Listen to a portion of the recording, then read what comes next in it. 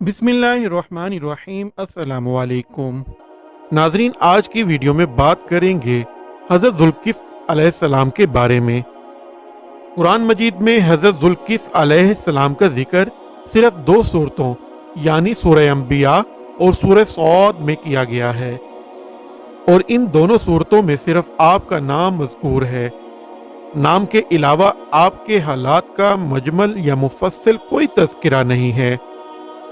सूरह अंबिया में अल्लाह ताला ने आपका जिक्र इस तरह इरशाद फरमाया है कि वाइस्माईला व इदरीसा व ज़ुल्किफ़्ल कुल्लुम मिनस साबिरीन, और इस्माइल और इदरीस ज़ुल्किफ़्ल को याद करो, वो सब सब्र वाले थे। इसी तरह सूरह सौद में अल्लाह ताला ने इरशाद फरमाया है कि वज़कुर इस्माईला वल यसा व ज़ुल्किफ़्ल व कुल्लुम मिनल अख़यार, और याद करो इस्माइल और यसा और ज़ुल्किफ़्ल को, और सब अच्छे हैं। नाज़रीन, हज़रत ज़ुल्किफ़्ल अलैहिस्सलाम के मुतालिक कुरान मजीद ने नाम के सिवा कुछ नहीं बयान किया। इसी तरह हदीसों में भी आपका कोई तज़किरा मनकूल नहीं है, लिहाजा कुरान और हदीस की रोशनी में इससे ज़्यादा नहीं कहा जा सकता कि ज़ुल्किफ़्ल अलैहिस्सलाम खुदा के बरगज़ीदा नबी और पैगंबर थे जो किसी कौम की हिदायत के लिए मबऊस हुए थे। अलबत्ता हज़रत शाह अब्दुल कादिर साहिब देहलवी इरशाद फरमाते हैं कि हज़रत ज़ुल्किफ़्ल अलैहिस्सलाम हज़रत अय्यूब अलैहिस्सलाम के फ़र्जंद हैं, और उन्होंने खालिसन लवजह अल्लाह की किसी की ज़मानत कर ली थी, जिसकी वजह से इनको कई बरस कैद की तकलीफ बर्दाश्त करनी पड़ी।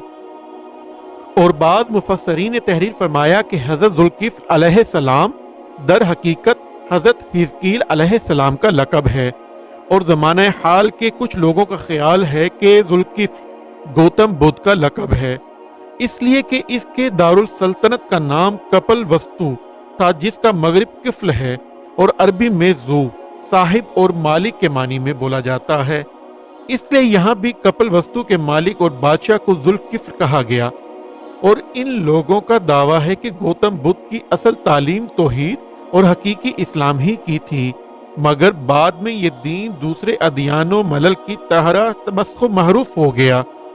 मगर वाज़ेह रहे कि ज़माने हाल की चंद लोगों की ये राय है कि ज़ुल्किफ़्ल गौतम बुद्ध का लक़ब है। मेरे नज़दीक ये महज एक ख्याली तुक बनती है। तारीखी और तहकीकी हैसियत से इस राय की कोई वक़्त नहीं, बाकी अल्लाह ताला सब बेहतर जानता है।